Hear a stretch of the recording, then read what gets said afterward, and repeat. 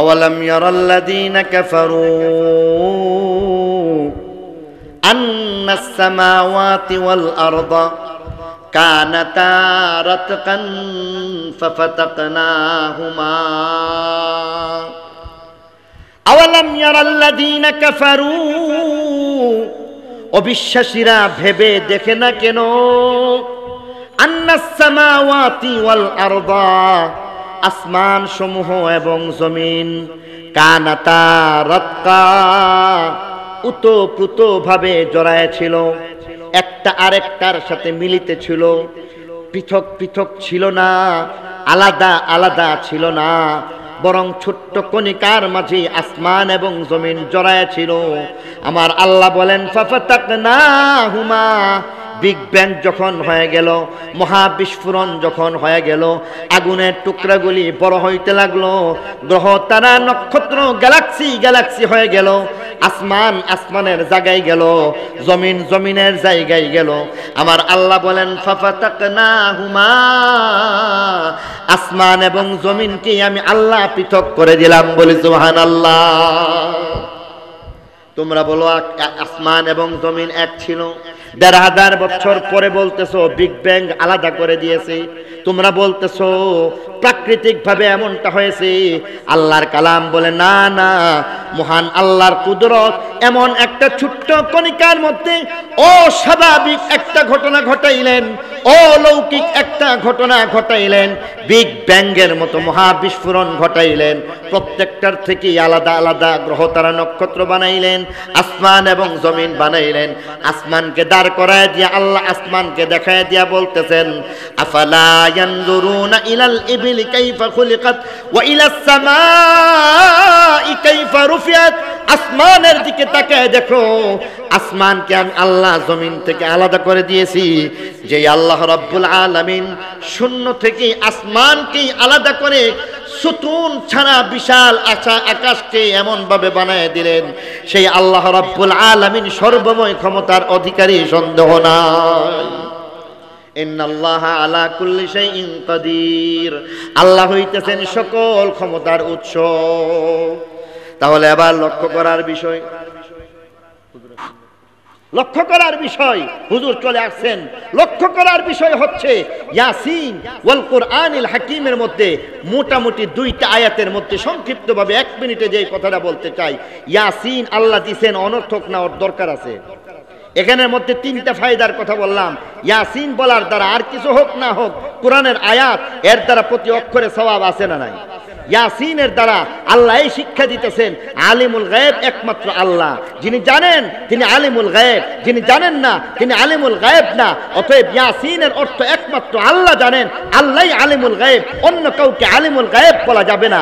ইয়াসিন বলার 3য় নম্বর হিকমত আর ফায়দা হচ্ছে আল্লাহ রাব্বুল আলামিন আমার আপনার সামনে এই কথা পরিষ্কার করে বলে দিচ্ছেন, কোরআন শরীফের অর্থ বুঝে পড়লো লাভ, না বুঝে পড়লো লাভ আছে না নাই? প্রতি অক্ষরে 10টা নেকি আছে না নাই?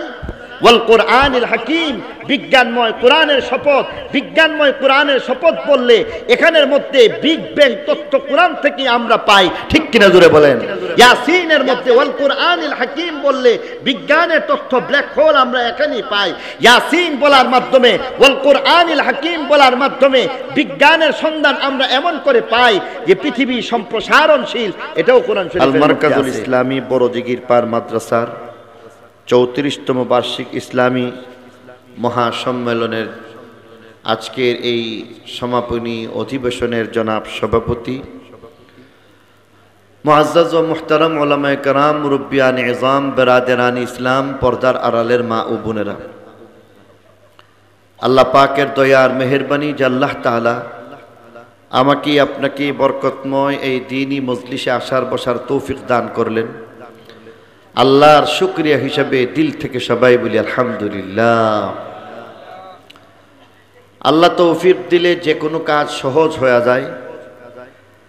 আল্লাহ পাকের পক্ষ থেকে তৌফিক শামিল হাল না হইলে কোনোভাবে কোনো কাজ করা সম্ভব না, ঠিক কিনা বলেন?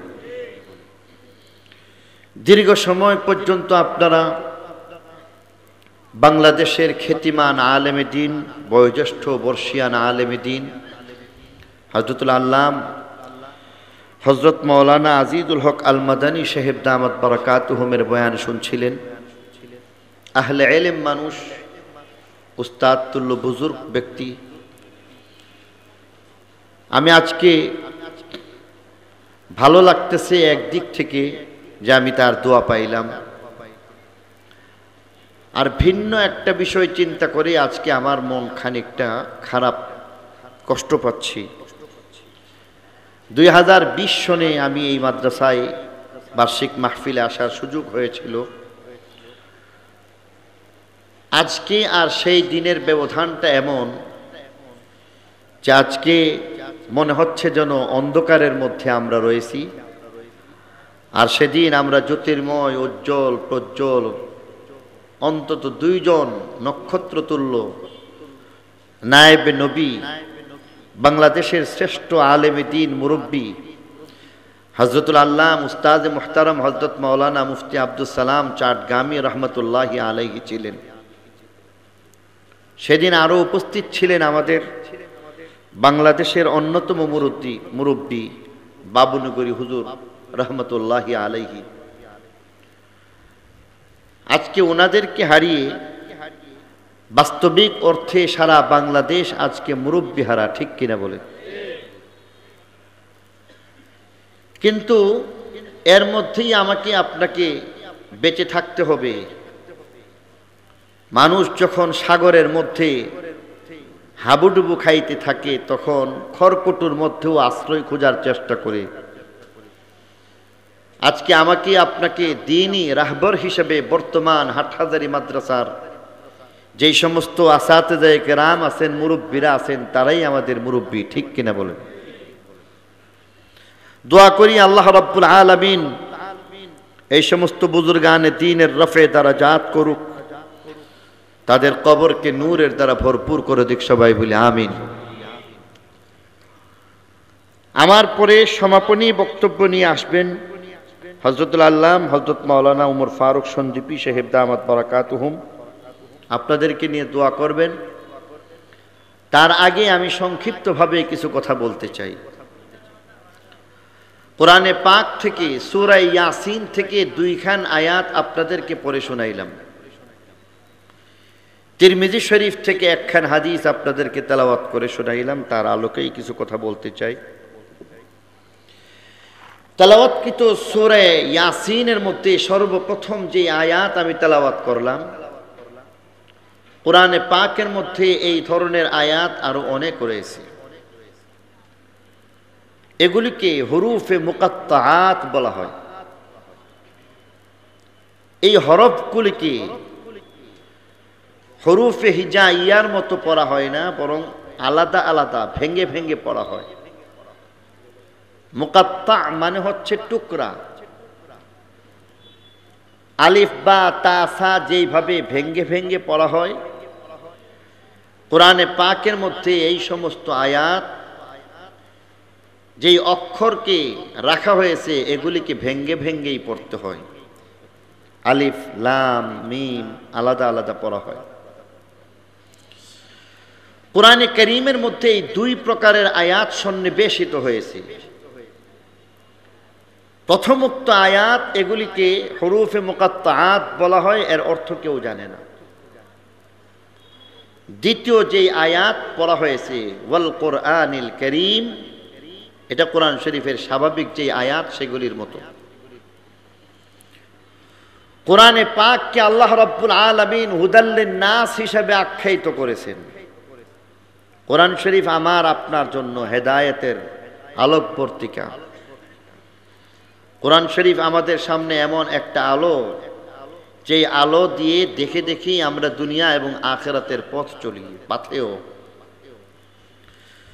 প্রশ্ন হচ্ছে, কোরআন শরীফের যেই সমস্ত আয়াত স্বাভাবিকভাবে সন্নিবেশিত হয়েছে, এগুলির অর্থ বোঝা খুব সহজ। আল্লাহ তাআলা অন্য এক জায়গার মধ্যে বলেছেন, ওয়ালাকাদ ইয়াসসারনাল কোরআন লিযিকর ফাহাল মিন মুদ্দাকির। কোরআন কারীমকে আল্লাহ সহজ করে বানাইছেন, সহজ করে নাজিল করেছেন। চাইলেই কেহ এই কোরআনের অর্থ খুব সহজে বুঝতে পারেন। যেখানে কোরআনকে এমনভাবে সহজ করে নাজেল করেছেন আল্লাহ, সেখানের মধ্যে আল্লাহ রাব্বুল আলামিন কিছু কিছু আয়াত এমন নাজেল করেছেন যেগুলির অর্থ কেউ জানে না, যেমন ইয়াসিন। প্রশ্ন হচ্ছে আল্লাহ রাব্বুল আলামিন এই সকল আয়াত কোরআনে পাকের মধ্যে কেন দিলেন? কারণ এগুলির অর্থ কেউ জানে না। ওলি, আবদাল, গাউস, কুতুব, নবী, রসুল, সাহাবা, তাবেঈন, তবে তাবেঈন, আইম্মায়ে মুজতাহিদিন, সলফে সালেহিন, চারো তরিকার পীরানে পীর, চারো মাযহাবের ইমাম, কেউ তার অর্থ জানে না। তাহলে তো এটা বেকার হয়ে গেল। অথচ ফি'লুল হাকিম লা ইয়াখলু আনিল হিকমা, হাকিম আল্লাহর কাজ হিকমত থেকে খালি না। তাহলে প্রশ্ন আসে, আল্লাহ কেন আনলেন, কি বুঝাইতে চান, এটা বোঝার দরকার আছে না নাই? আজকে এটাই আপনাদের সামনে বলতে চাই। প্রথম কথা হচ্ছে আল্লাহ রাব্বুল আলামিন এই সমস্ত আয়াতগুলিকে কোরআনের আয়াত বানানোর কারণে, যেহেতু কোরআনের অংশ হয়ে গেছে, অতএব এগুলির তেলাওয়াতের দ্বারা আল্লাহ রাব্বুল আলামিন কম পক্ষে 10টা করে নেকি আল্লাহ দান করেছে। তাহলে অন্য কোনো অর্থ যদি নাও পাওয়া যায়, তথাপি অন্যতম একটা ফায়দা আমাদের আখিরাতের ফায়দা, নেকির ফায়দা, ঠিক কিনা বলেন? দ্বিতীয় নম্বর কথা হচ্ছে আল্লাহ রাব্বুল আলামিন এই সমস্ত আয়াতে কারিমার মাধ্যমে আমার জন্য, আপনার জন্য বেশ কিছু শিক্ষণীয় বিষয় রেখে দিয়েছেন। অন্যতম সেই বিষয়গুলির মধ্যে হইতে বিশেষভাবে আকীদা সংক্রান্ত বিশেষ আলোচনা এখানের মধ্যে চলে আসে। কারণ ইয়াসিনের অর্থ কেউ জানেন না, অতএব এখানের মধ্যে আকীদার অনেক বিষয় চলে আসতেছে। যেমন বর্তমান সময়ের মধ্যে দেখা যাচ্ছে আল্লাহ রাব্বুল আলামিনের যে সমস্ত গুণবাচক নাম রয়েছে, এই সমস্ত গুণবাচক নামের মধ্যে কখনো কখনো শিরকের মতো কবিরা গুনাহ মানুষ করে ফেলতেছে। আল্লাহ রাব্বুল আলামিনের অনেক গুণাবলী রয়েছে, তার অনেক গুণাবলীর মধ্য হইতে আল্লাহ হইলেন রহমান, আল্লাহ রহিম, আল্লাহ গফফার। আল্লাহ তাআলার একটা নাম হচ্ছে সাত্তার। আল্লাহর একটা অন্যতম গুণবাচক নাম হইতেছেন হাজের। আল্লাহ হইতেছেন নাজের। আল্লাহ হইতেছেন আলিম। আল্লাহ হইতেছেন আলিমুল গায়ব। আল্লাহ রাব্বুল আলামিনের অন্যতম যেই গুণবাচক নাম রয়েছে, তন্মধ্য হইতে একটা অন্যতম গুণ হচ্ছে আলিমুল গায়ব। আলিমুল গায়ব কাকে বলে এটা একটু বোঝার চেষ্টা করি। আলিমুল গায়ব বলা হয় এমন এক মহান সত্তাকে যিনি সবকিছু জানেন, কোনো মাধ্যম ছাড়া জানেন, কোনো চিহ্ন বা উপকরণ ছাড়াই জানেন, বললেও জানেন, না বললেও জানেন, প্রকাশ করলেও জানেন, গোপন করলেও জানেন, মেশিনপত্রের ব্যবহার দ্বারাও জানেন, মেশিনপত্রের ব্যবহার ছাড়াও জানেন, আদি থেকে অন্ত পর্যন্ত সবকিছু জানেন। সকল কিছু যিনি একসাথে একযোগে জানেন, তিনি হচ্ছেন আলিমুল গায়ব। পক্ষান্তরে কোন একজন যদি জানায় দেওয়ার কারণে জানেন, তাহলে তিনি আলিমুল গায়ব না। লেখাপড়া করার কারণে যদি জানেন, পরে শুনে তারপরে যদি জানেন, তাহলে তিনি আলিমুল গায়ব না। কোন ধরনের চিহ্ন বা উপকরণ লক্ষ্য করে যদি জানেন, তাহলে তিনি আলিমুল গায়ব না। যেমন ধরুন পেটের সন্তান, বর্তমান ডাক্তার সাহেব যারা আছেন তারা আলট্রাসোনোগ্রাফির মাধ্যমে বুঝতে পারেন পেটের মধ্যে বাচ্চা আছে। আলট্রাসোনোগ্রাফির মাধ্যমে কখনো কখনো পেটের বাচ্চা ছেলে নাকি মেয়ে ডাক্তার সাহেব ওনারা সেই কথাও বলতে পারেন, ঠিক কিনা বলেন? একজন মানুষ যখন ডাক্তার হিসাবে মেশিনপত্র ব্যবহার করে পেটের বাচ্চা সম্পর্কে অবগত হইলেন, তিনি আলিমুল গায়ব? একটু হা না বলবেন, আওয়াজ দিয়া বলতে হবে, ইমানের কথা, এর দ্বারা আমার আপনার ইমান তাজা হবে। আবহাওয়াবিদ যারা রয়েছেন তারা আবহাওয়ার পূর্বাভাস বলে দিচ্ছেন। আবহাওয়ার পূর্বাভাস যারা বলতেছেন, সেখানের মধ্যে আপনাদের চট্টগ্রামের মধ্যে পতেঙ্গার মধ্যে গেলেও দেখবেন, উপকূলীয় এলাকার মধ্যে দেখবেন আবহাওয়ার অনেক যন্ত্র বিশেষ রয়েছে, হেলিকপ্টারের পাখার মতো রয়েছে। এসব কিছুর মাধ্যমে 3 দিন 5 দিন 7 দিন এমনকি অনেক আগে থেকেই বলা সম্ভব হয়, যার কারণে আবহাওয়ার দফতর থেকে আমাদেরকে কখনো জানায় দেওয়া হচ্ছে আগামী 72 ঘন্টা পর্যন্ত আবহাওয়ার পূর্বাভাসের মধ্যে বলা হচ্ছে বন্দর নগরী চট্টগ্রামের মধ্যে ঘূর্ণিঝড় হবে। আবহাওয়াবিদ যেই সমস্ত মেশিনপত্র ব্যবহার করার পরে আগাম 3 দিন আগে যেই কথা বলে দিলেন, তিনি আলেমুল গায়েব। কেন? কারণ তিনি সেই মেশিনপত্র ব্যবহার করেছেন। আরো একটু কাছাকাছি চলে আসেন, আমাদের গ্রাম বাংলার মধ্যে কখনো কখনো নদীর মধ্যে গেলে নদীর মাঝি মাল্লাহ যারা রয়েছেন তারা অনেক সময় আকাশের দিকে তাকায়। আকাশের দিকে যখন তাকাইতেছে তো তাকানোর পরে কখনো কখনো হঠাৎ করেই বলতেছেন যে এই দেখো তাড়াতাড়ি নৌকা পার করে নিয়ে যাও, নৌকাগুলিকে নিয়ে আসো। আবহাওয়ার যে অবস্থা দেখা যাইতেছে কিছুক্ষণের মধ্যেই ঝমঝম করে বৃষ্টি চলে আসলো বলে, বৃষ্টি হইবার আগে আগেই আকাশের দিকে তাকাইয়া একজন মাঝি মাল্লা তিনি যে বললেন যে বৃষ্টি হবে, আর ঠিক ঠিক বৃষ্টি হয়ে গেল, তিনি আলেমুল গায়েব। কেন? আকাশের সিমটম আলামত থেকে চিহ্ন থেকে তিনি বলতে পেরেছেন। অনুরূপভাবে অনেক ওলামায়ে কেরাম আমাদেরকে কোরআন এবং হাদিসের আলোকে অনেক কথা বলে দিচ্ছেন। কোরআনে পাকের মধ্যে হাদিসের মধ্যে অনেক ভবিষ্যৎবাণী করা হয়েছে। উলামায়ে কেরাম এই সব কিছু ভবিষ্যৎবাণী একে একে আমাদের সামনে অনেকগুলি বলছেন। তাদেরকে আলেমুল গায়েব বলা হবে কেন? ওনাদেরকে জানায় দিছে কোরআন হাদিসের যে এলেমের দ্বারা পড়াশোনা করে তারপরে জানতে পারছেন। কোনো একটা বিষয় যদি কেউ জানেন না তাহলে তিনি আলেমুল গায়েব হইতে পারেন না। তাহলে এবার পরিষ্কার হয়ে গেল আলিমুল গায়েব যিনি, তিনি সব জানবেন, আদি সূচনা তাও জানবেন, অন্ত শেষ তাও জানবেন, সব কিছু জানবেন। কোনো একটা জানবেন না এমন না, কোনো চিহ্নের মাধ্যমে জানবেন এমন না, কোনো মেশিনপত্রের ব্যবহার করে জানবেন এমন না, জানা পড়াশোনার মাধ্যমে জানবেন এমন না, বরং আলিমুল গায়েব এমন এক মহান সত্তা, তিনি সব জানেন, আদি অন্ত জানেন, জানাইলেও জানেন, না জানাইলেও জানেন, প্রকাশ করলেও জানেন, গোপন করলেও জানেন। তিনি হচ্ছেন আলিমুল গায়েব। ঠিক কিনা জোরে বলেন? হুরুফে মুকাত্তাআতের কথা বলছিলাম, আপনাদের সামনে সূরা ইয়াসিন তেলাওয়াত করলাম। বলছিলাম এখানের মধ্যে আকীদা সংশোধনের অন্যতম একটা শিক্ষা রয়েছে। বর্তমান সময়ের মধ্যে আমাদের সমাজের মধ্যে আবেগ তাড়িত হয়ে, আবেগের বশবর্তী হয়ে অনেক সময় এমন সব কথাবার্তা বলে যার মধ্যে শিরিকের মতো কবিরা গুনাহ হয়ে যায়। এমন একটা সম্প্রদায় রয়েছেন যারা আলিমুল গায়েবের যে অন্যতম একটা গুণ, আল্লাহর একমাত্র গুণ, যেই গুণ আল্লাহ ছাড়া আর কারো মধ্যে পাওয়া যায় না, কখনো কখনো ওনারা বলেন আমাদের শেষ নবী, শ্রেষ্ঠ নবী, দোনো জাহানের বাদশা নবী, আউয়ালে নবী, আখিরে নবী, আহমদে মুস্তফা, মুহাম্মদে মুস্তফা সাল্লাল্লাহু আলাইহি ওয়াসাল্লাম, খাতামুন নবিয়্যিন, রাহমাতুল লিল আলামিন সাল্লাল্লাহু আলাইহি ওয়াসাল্লাম, কখনো কখনো বলেন নবীজি আলিমুল গায়েব।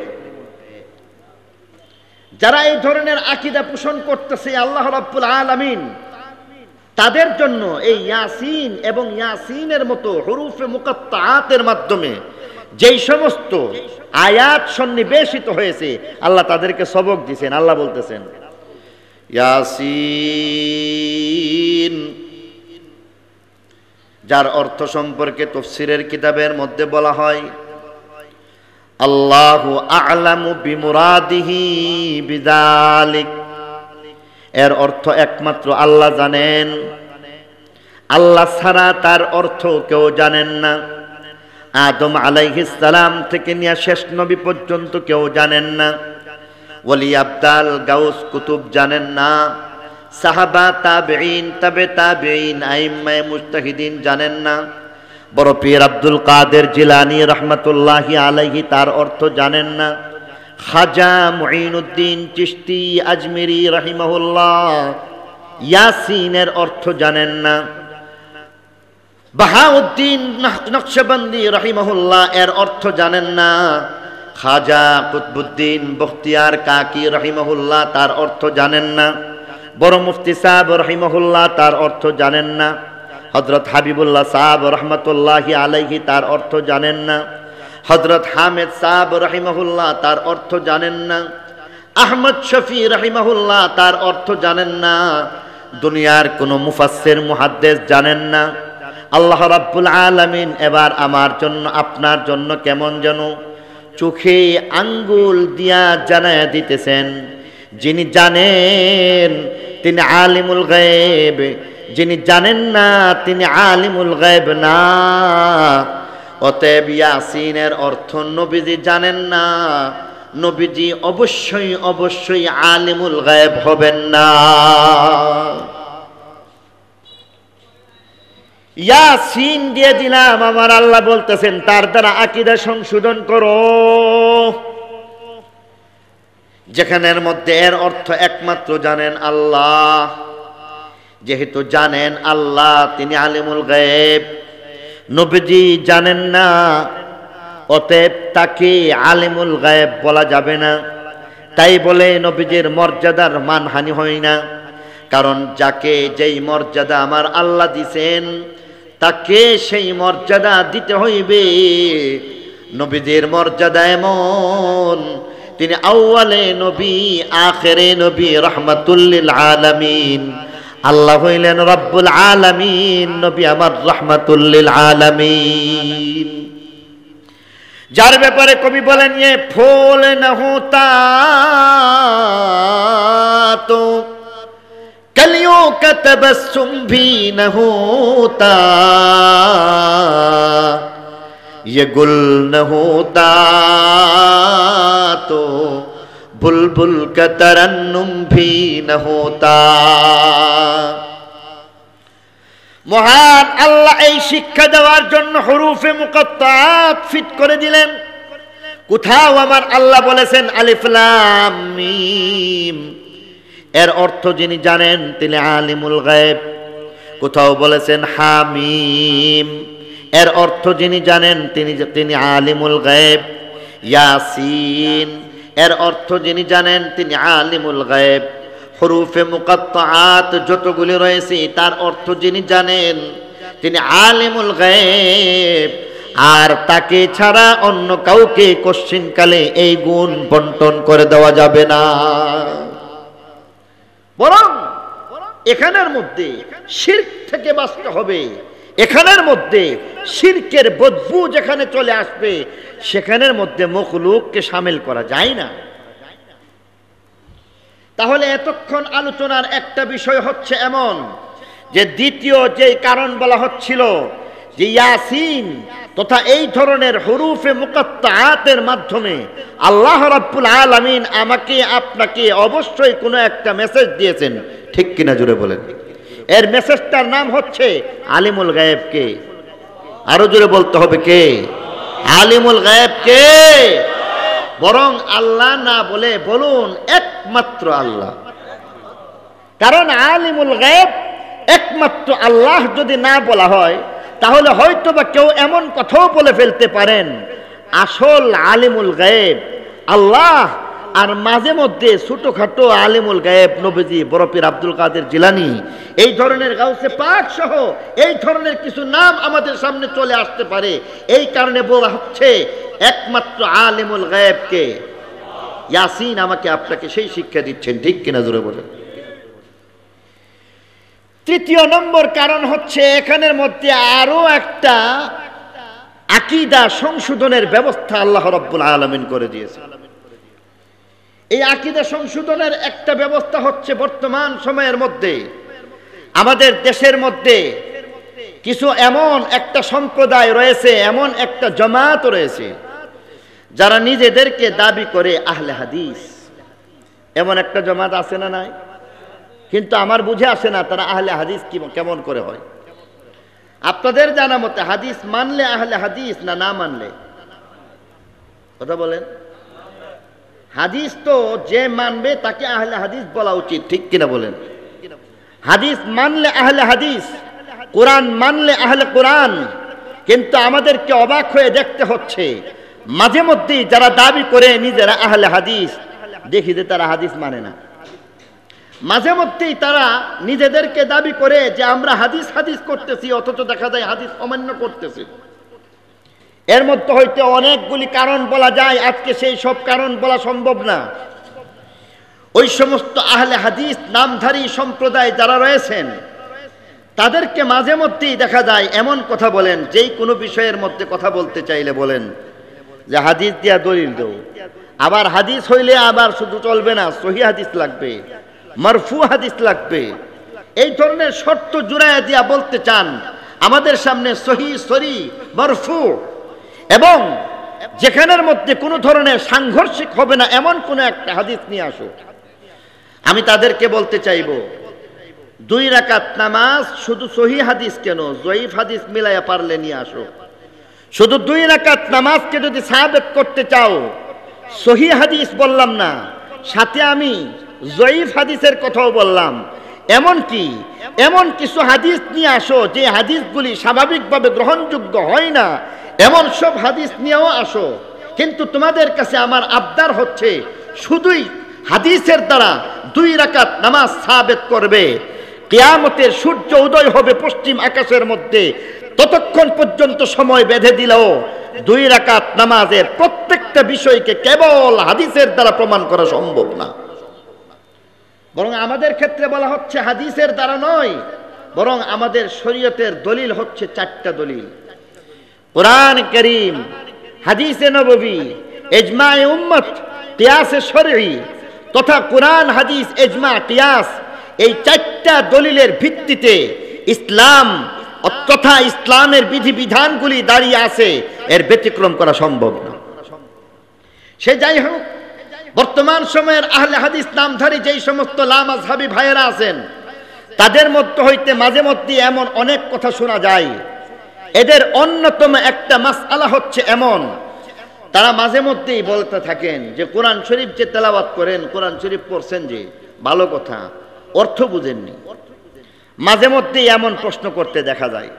তারা কখনো কখনো এমন দাবি করে কোরআন হাদিস যদি অর্থ বুঝে পড়েন তাহলে লাভ, আর কোরআন শরীফ যদি অর্থ না বুঝে পড়েন তাহলে কোনো লাভ নেই। এমন কি মজার ব্যাপার হচ্ছে, একবার আমি হজ্জের সফরের মধ্যে গিয়েছিলাম। সেখানের মধ্যে ঢাকার একটা জামাত, বিশেষ করে শিক্ষিত একটা জামাত আমাদের সাথে ছিল, বাংলা শিক্ষিত। এদের মধ্যে হইতে বাংলাদেশের অন্যতম একটা শ্রেষ্ঠ বিদ্যাপীঠ, দুনিয়ার দিক থেকে বলা যায় ভিকারুন্নেসা নুন স্কুল অ্যান্ড কলেজ, সেখানের একজন অধ্যাপিকাও আমাদের সঙ্গে আমাদের কাফেলার মধ্যে ছিলেন। প্রসঙ্গত আমরা এখানের মধ্যে আমার বিবি যখন কোরআন শরীফের তেলাওয়াত করতেছিল, সেই কোরআন শরীফের তেলাওয়াতের সময় উনি সামনে গিয়া বসছেন, আর বসার পরে বলতেছেন যে ভাবি, আপনি যে কোরআন শরীফের এই তেলাওয়াত করছেন এর অর্থ বুঝেন? বলে যে না, এর অর্থ তো আমি একটাও বুঝি না, আমি সব অর্থ বুঝি না। আমার বিবি আলেমা না, এই কারণে বলতেছেন যে আমি তো এর অর্থ বুঝি না। এবার বলতেছেন যে তাহলে ভাবি আপনি কোরআন শরীফ পড়েন কেন, পড়া লাভ কি? কোনো লাভ নাই। আমার বিবি সাথে সাথে চমকে গেলেন, বলতেছেন যে কোরআন শরীফ তেলাওয়াত করলে লাভ হবে না? বলতেছেন না না, অর্থ বুঝে কোরআন তেলাওয়াত করেন, সূরা ফাতিহার অর্থ বুঝতেছেন, এটাই তেলাওয়াত করেন। এই তেলাওয়াতের দ্বারা আপনার লাভ হবে। পক্ষান্তরে তুতা পাখির মতো আপনি পুরা কোরআন শরীফ পড়তেই থাকলেন, তার দ্বারা কোনো লাভ হইব না। নাউজুবিল্লাহ বলি। তাহলে এই কথার দ্বারা আহলে হাদিস ভাইদের একটা মতামত আমাদের সামনে পরিষ্কার হয়ে গেল। তাদের ধারণা মতে কোরআন শরীফের অর্থ বুঝে পড়লে লাভ, আর যদি কোরআন শরীফের অর্থ না বুঝে পড়ে তাদের লাভ নাই। আল্লাহ রাব্বুল আলামিন ওই সমস্ত লামাযহাবী সম্প্রদায় যারা রয়েছেন তাদেরকে আল্লাহ রাব্বুল আলামিন সতর্ক করার জন্য ইয়াসিন দিয়ে দিয়েছেন। আল্লাহ রাব্বুল আলামিন আলিফ লাম মিম দিয়ে দিয়েছেন। আমি বলতে চাই, দেখুন, এরা নিজেদেরকে আহলে হাদিস বলে, এবার হাদিসের আলোকে চিন্তা করার চেষ্টা করি। আমি আপনি তর্কে না জড়াইয়া ডাইরেক্ট হাদিস থেকে জানার চেষ্টা করি। কোরআন শরীফ আসলে অর্থ বুঝে পড়লে লাভ হবে, অর্থ না বুঝে পড়লে লাভ হবে না। এই বিষয়ে সরাসরি আল্লাহ নবীর হাদিস থেকে সমাধান নিলে কেমন হয়? কথা বলেন, ভালো হয় না?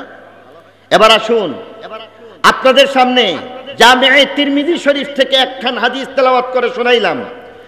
আফকাহুন নাস হযরত আব্দুল্লাহ ইবনে মাসউদ রাদিয়াল্লাহু তাআলা আনহু থেকে বর্ণিত এই riwayat-এর মধ্যে হাদিস বর্ণনা শেষে ইমাম তিরমিজি রাহমাতুল্লাহি আলাইহি তার স্বাভাবিক নিয়ম অনুযায়ী তিনি হাদিসের মান বর্ণনা করতে গিয়া বলেছেন, হাদা হাদিসুন হাসানুন সহিহুন, অর্থাৎ এটা একটা সহিহ পর্যায়ের হাদিস। এখানের মধ্যেও এই কথাটা এই জন্য বলা, এরা মাঝে মধ্যেই হাদিস বললেই বলে যে এটা হাদিস সহিহ না, এটা জয়ীফ হাদিস। এখানের মধ্যেও একটা ধোঁকা দেওয়া হচ্ছে। এখানের মধ্যে ধোঁকা দেওয়ার বিষয়টা হচ্ছে কেমন, যে এখানের মধ্যে লামাযহাবী সম্প্রদায় যারা রয়েছে তারা সহিহ হাদিস বলে, জয়ীফ হাদিস বলে, সরাসরি হাদিসটাই সহিহ এমন না, বরং এটা একটা শাস্ত্রীয় বিষয়। আর এই শাস্ত্রীয় বিষয়টা একটু সংক্ষিপ্তভাবে আপনাদের সামনে বলতে চাই। হাদিস যেখানের মধ্যে বর্ণনা করা হইতেছে তাদের বর্ণনাকারীকে বলা হয় রাবি। হাদিসের সূত্র পরম্পরার মধ্যে কয়েকজন বর্ণনাকারী হইতে পারে, মাঝখানে যে সূত্র পরম্পরা থাকে বর্ণনাকারীর নাম যেখানের মধ্যে চলে আসে, এই বর্ণনাকারী তাদের মধ্যে তিনটা স্তর বা তিনটা শ্রেণী রয়েছে। একটা স্তর হচ্ছে উচ্চ যোগ্যতা সম্পন্ন হাদিস বর্ণনাকারী, আরেকটা স্তর হচ্ছে মধ্যম যোগ্যতা সম্পন্ন বর্ণনাকারী, আরেকটা হচ্ছে ন্যূনতম যোগ্যতা সম্পন্ন একজন বর্ণনাকারী। আমি মেহেরবানি করে আপনাদেরকে অনুরোধ করব বিষয়টা একটু মন দিয়ে শোনার জন্য, খুব সংক্ষিপ্তভাবে বুঝেন। এই বর্ণনাকারী তিন প্রকারের হয়ে থাকে। এক প্রকার হচ্ছে উচ্চ যোগ্যতা সম্পন্ন বর্ণনাকারী, এক প্রকার হচ্ছে মধ্যম যোগ্যতা সম্পন্ন বর্ণনাকারী, এক প্রকার হচ্ছে ন্যূনতম যোগ্যতা সম্পন্ন বর্ণনাকারী। বুঝে থাকলে বলুন তো দেখি, অযোগ্য মানুষ হাদিস বর্ণনা করার কোনো সুযোগ আছে? আরো জোরে বলেন। তাহলে হাদিস বর্ণনাকারী কয় প্রকার হইল? তিন প্রকার হয়ে গেল। উচ্চ যোগ্যতা সম্পন্ন বর্ণনাকারী, মধ্যম যোগ্যতা সম্পন্ন বর্ণনাকারী, ন্যূনতম যোগ্যতা সম্পন্ন বর্ণনাকারী।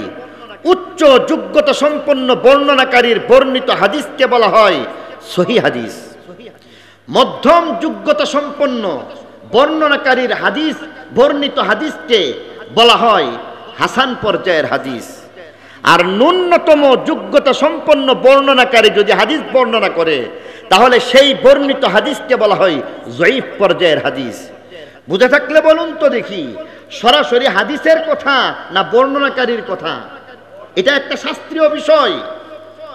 কিন্তু আমাদের লামাযহাবী ভাইয়েরা প্রায়শই এমন একটা কথা বলে, ডাইরেক্ট হাদিসটাকেই বলে হয়তো সহিহ, ডাইরেক্ট হাদিসটাকেই বলে যে হয়তো হাসান, ডাইরেক্ট হাদিসটাকেই বলে দিচ্ছে যে জয়ীফ। বিষয়টা এমন না, এটা শাস্ত্রীয় বিষয়, উসুল হাদিসের একটা বিষয়।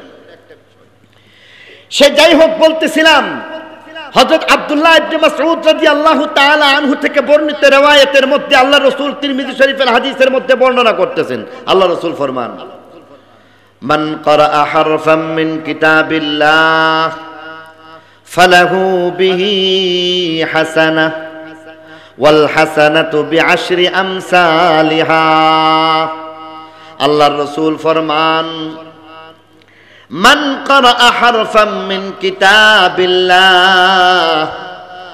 যে কেহ কুরআন পাক থেকে, কুরআন শরীফ থেকে একটা অক্ষর পাঠ করবে, ফালাহু বিহি হাসানাহ, আল্লাহ রাব্বুল আলামিন তাকে এই একটা অক্ষরের মোকাবেলায় বিরাট একটা নেকির ব্যবস্থা করেছেন। ওয়াল হাসানাতু বিআশরি আমসালিহা, মহান আল্লাহর দয়া হচ্ছে এমন, একজন একটার উপযুক্ত হয়ে থাকলে আল্লাহ একটা দেন না, বরং কমপক্ষে 10 গুণ বৃদ্ধি করে দেন। এবার লক্ষ্য করে দেখুন, আল্লাহ নবী ফরমান, মান ক্বারাআ হারফাম মিন কিতাবিল্লাহ, আল্লাহর কালাম থেকে একটা অক্ষর যদি পাঠ করা হয় তাহলে বড় একটা নেকি আছে না নাই? একটা নেকির উপযুক্ত হইলে আল্লাহ একটা নেকি দেন নাকি 10টা নেকি দেন? 10টা নেকি দান করেন।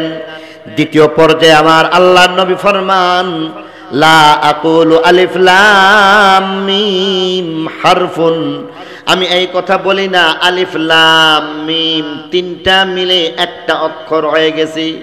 বাল আলিফুন হারফুন ওয়া লামুন হারফুন ওয়া মিমুন হারফুন, বরং আলিফ একটা অক্ষর, লাম একটা অক্ষর, মিম একটা অক্ষর। বলি সুবহানাল্লাহ। লক্ষ্য করার বিষয়, আল্লাহ নবী এমন একটা হাদিস, এমন একটা কোরআনের আয়াত নিলেন যেই আয়াত নিয়ে স্বাভাবিকভাবে আমাদের সংশয় দূর হয়ে যাবে। যেখানের মধ্যে বলা হয়েছে আলিফ লাম মিম, এই আলিফ লাম মিমের অর্থ এবার আপনাদেরকে বলতে হবে। বলুন দেখি, আলিফ লাম মিমের অর্থ নবীজি জানেননি? আরো জোরে বলতে হবে। আলিফ লাম মিমের অর্থ সাহাবায়ে কেরাম জানেন, তাবেঈন জানেননি, তাবেঈন জানেননি, আইম্মায়ে মুজতাহিদিন জানেননি, কেউ জানেন না। বড় পীর আব্দুল কাদের জিলানী তার অর্থ জানেন না, কোনো মুহাদ্দিস মুফাসসির জানেন না, কোনো আলেম জালেম জানেন না, কোনো সাধারণ অসাধারণ কেউ জানেন না। এরপরও আল্লাহ নবী ফরমান, তুমি যদি আল্লাহর কালাম আলিফ লাম মিম একবার তেলাওয়াত করতে পারো, তবে তোমার আমল নামার মধ্যে নবী যে বলছেন সওয়াব নাই নাকি আছে? আরো জোরে বলেন, নাই নাকি আছে? নবী বলতেছেন আছে, আর তুমি বলতেছো নাই। ও আহলে হাদিস নামদারি লা মাযহাবী, তুমি কেমন করে আহলে হাদিস হইলা? আল্লাহ নবী ফরমান, অর্থ না জানলো কমপক্ষে 10টা নেকি আছে, আর তুমি বলতেছো এর দ্বারা কোনো লাভ নাই। তাহলে আজকে তোমাদের ব্যাপারে পরিষ্কার হয়ে গেল, তোমরা আহলে হাদিস হইতে পারো না, হইতে পারে মুনকের হাদিস। ঠিক কিনা ধরে বলেন? ভাই মুসলমানও, আকীদা সংশোধনের ব্যবস্থাটা এখানের মধ্যে করে দিলেন। তাহলে তৃতীয় নম্বরের মধ্যে দেখলাম আমার আল্লাহর নবী হাদিসের দ্বারা প্রমাণ হয়ে গেছে, এখানের মধ্যে সহিহ হাদিসের দ্বারা প্রমাণ হয়ে গেছে। অতএব যারা এই কথা বলে কোরআন হাদিস, কোরআন শরীফ অর্থ বুঝে পড়লে লাভ হবে, অর্থ না বুঝে পড়লে লাভ হবে না, তাদের কথা সঠিক না। আমার কথা নাকি নবীর কথা? আরো জোরে বলেন, আমার কথা নাকি নবীর কথা? নবীজির কথা, হাদিসের কথা, সাধারণ কোন হাদিসের কথা না। তিরমিজি শরীফের হাদিসের কথা, সাধারণ কোন হাদিস না। যে হাদিস সম্পর্কে স্বয়ং ইমাম তিরমিজি রাহিমাহুল্লাহ এই হাদিসটাকে সহিহ হিসাবে আখ্যায়িত করেছেন। ঠিক কিনা জোরে বলেন? তাহলে মোটামুটি ইয়াসিনের মধ্যে 3টা কথা পাইলাম। ইয়াসিন আল্লাহ অনর্থক দেন নাই। ইয়াসিন তেলাওয়াত করলে কমপক্ষে প্রতি অক্ষরে 10টা নেকি পাওয়া যায়। ঠিক কিনা বলেন? দ্বিতীয় নম্বর, আকীদা সংশোধনের ব্যবস্থা করা হচ্ছে। ইয়াসিনের অর্থ যিনি জানবেন তিনি আলিমুল গায়েব, ইয়াসিনের অর্থ যিনি জানবেন না তিনি আলিমুল গায়েব না। এবার আপনাকে আমাকে বলতে হবে, নবীজি ইয়াসিনের অর্থ কি বলতে পারেন? বলতে পারেন। নবীজি জানেন অথচ বলেন নাই, এমন কথাও বলতে পারেন। যদি এই কথা বলা হয় তাহলে তাদের কাছ থেকে আমরা পরিষ্কার জানতে চাইব, তোমরা এই কথার দাবিদার কিনা বলে দাও। যদি দাবিদার হয়ে থাকো তাহলে তোমাদেরকে আমরা ফতোয়া দিতে বাধ্য হয়ে যাই। আচ্ছা আপনারা বলুন তো দেখি, নবীজি কোনো একটা অক্ষর, জের জবর পেশ নোক্তা, কোনো একটা জিনিস জানার পরেও গোপন করেছেন, এমন কথাটা কি সত্য হইতে পারে? কেউ যদি কোনো নবী এবং রসুল যদি এমনটা করে তাহলে তিনি নবী এবং রসুল হইতে পারে?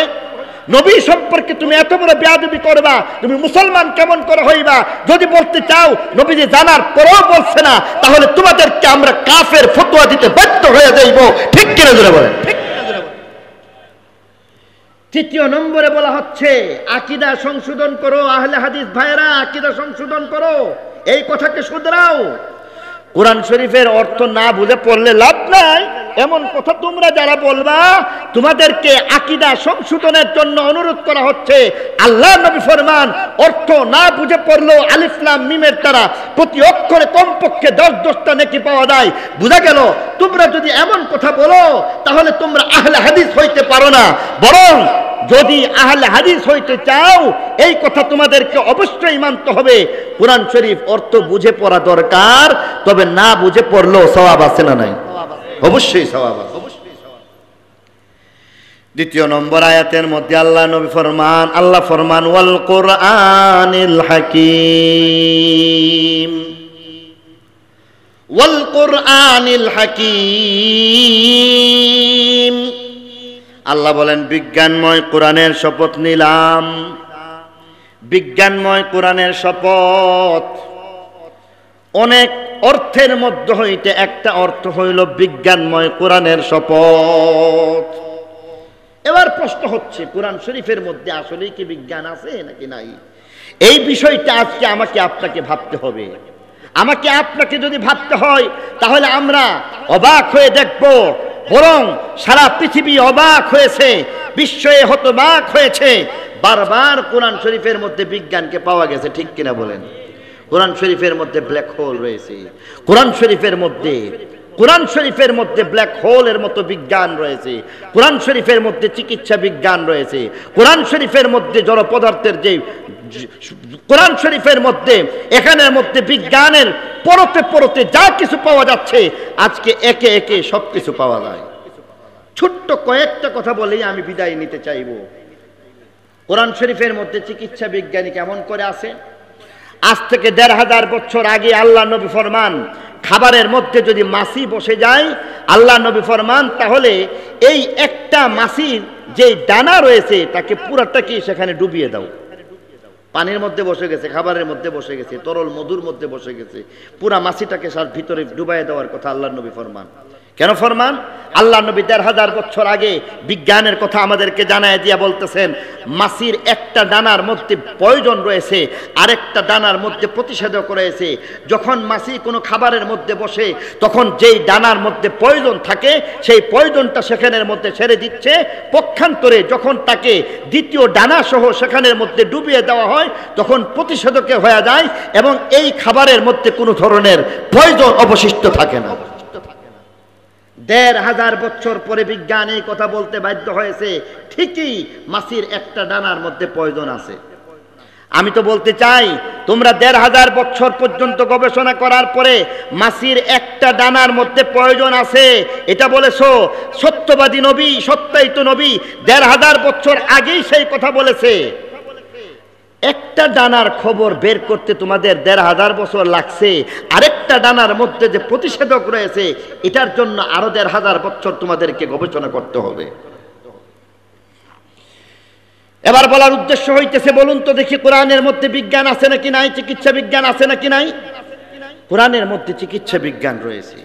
কোরআনের মধ্যে আল্লাহ রাব্বুল আলামিন একে একে যেই সমস্ত বিজ্ঞানের কথা বলছেন, বর্তমান সময়ের মধ্যে সবচাইতে আলোচিত একটা বিষয়, সেই বিষয়টার নাম হচ্ছে বিগ ব্যাং। কোরআনের মধ্যে সেই বিগ ব্যাং তথ্য পাওয়া যায়। বিগ ব্যাং বিজ্ঞানের একটা সূত্র, এই বিষয়টা একটু বলতে চাই। বিগ ব্যাং বলতে কি বোঝায়?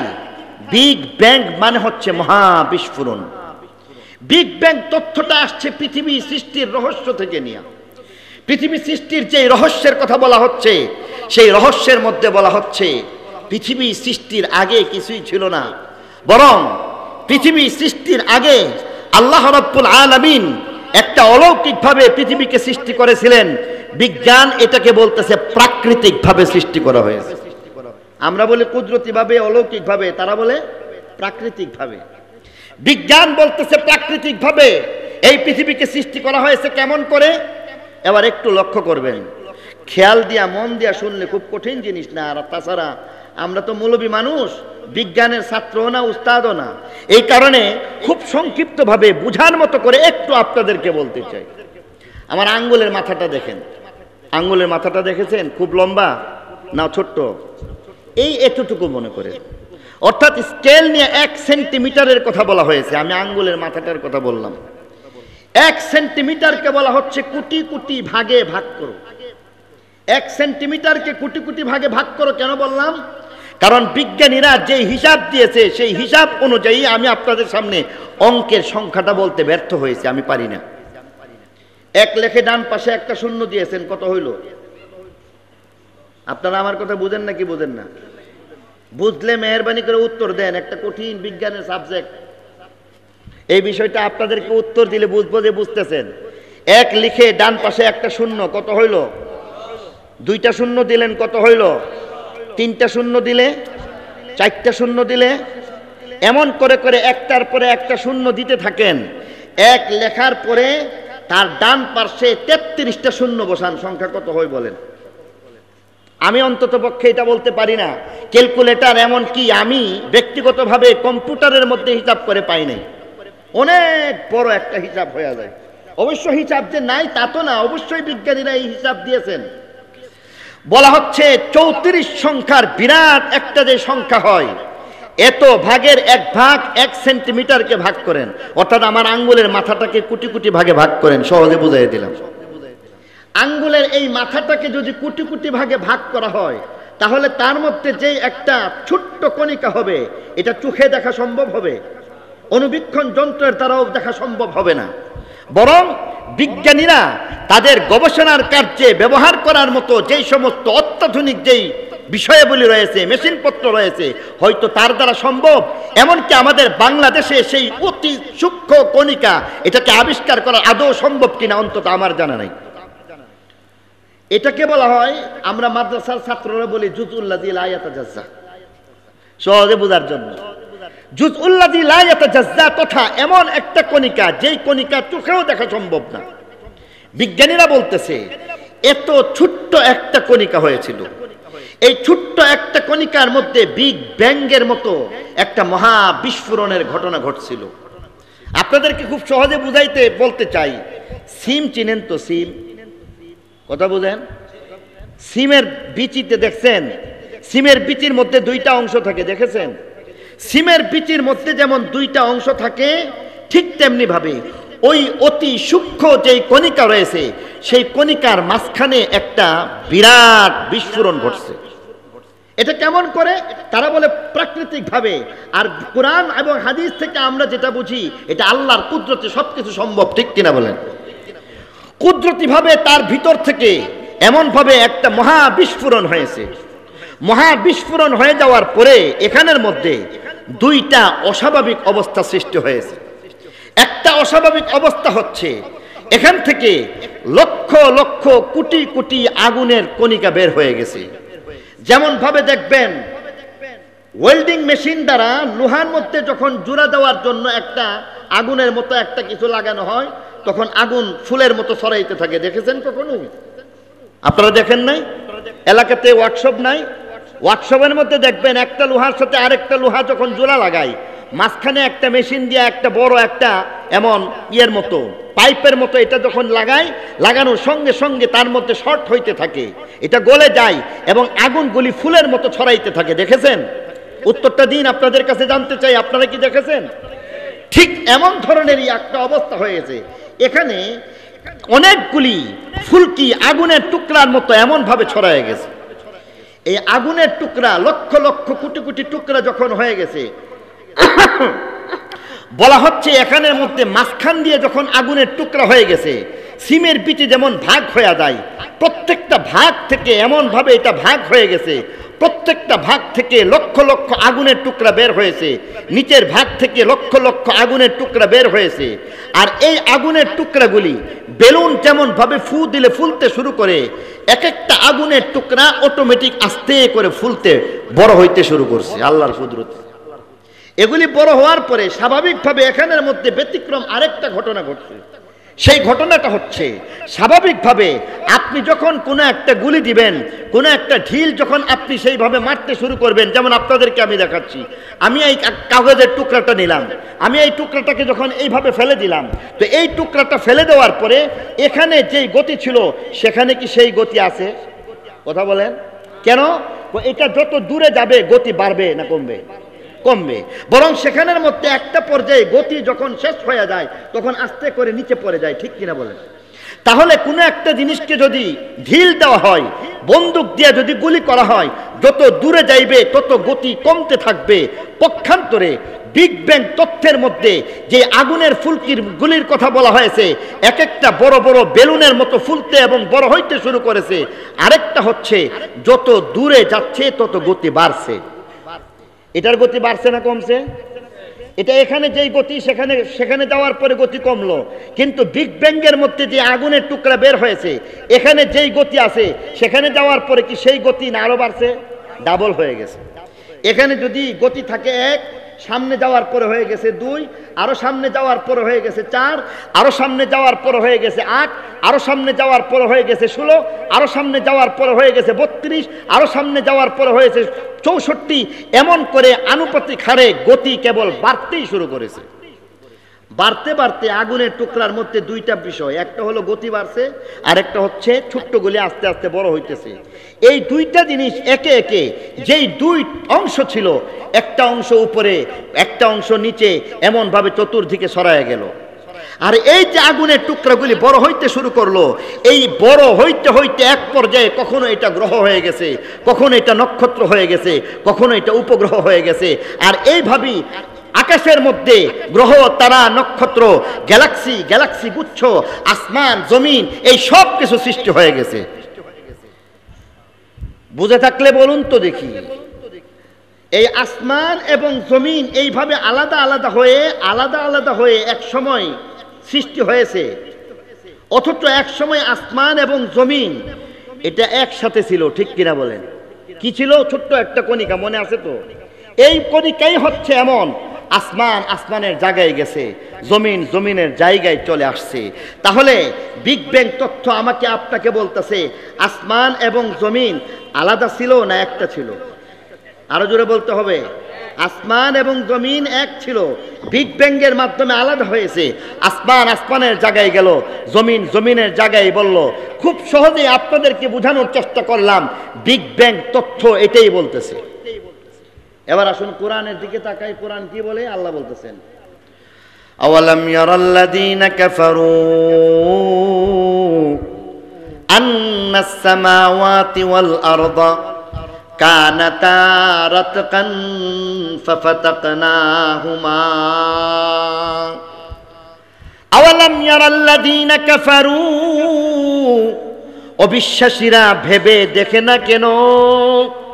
আন্নাস সামাওয়াতি ওয়াল আরদা, আসমান সমূহ এবং জমিন, কানাতা রাতকা, উতপ্রুত ভাবে জড়ায় ছিল, একটা আরেকটার সাথে মিলিত ছিল, পৃথক পৃথক ছিল না, আলাদা আলাদা ছিল না, বরং ছোট্ট কণিকার মাঝে আসমান এবং জমিন জড়ায় ছিল।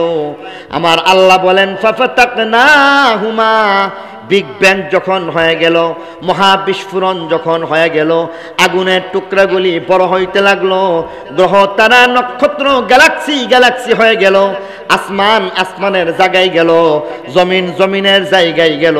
আমার আল্লাহ বলেন ফাফাতাকনাহুমা, আসমান এবং জমিনকে আমি আল্লাহ পৃথক করে দিলাম। বলি সুবহানাল্লাহ। তোমরা বলো আসমান এবং জমিন এক ছিল, ১৫০০ বছর পরে বলতেছো বিগ ব্যাং আলাদা করে দিয়েছে। তোমরা বলতেছো প্রাকৃতিক ভাবে এমনটা হয়েছে।